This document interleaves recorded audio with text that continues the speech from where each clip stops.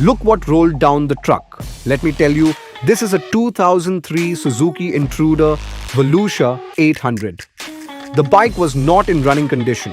Our guys had to push this heavy machine into the workshop. Well, this is how it looks now.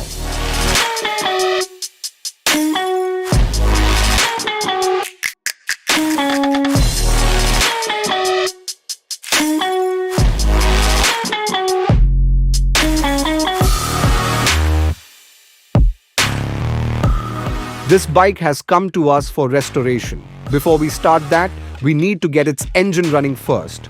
Of course, we did that.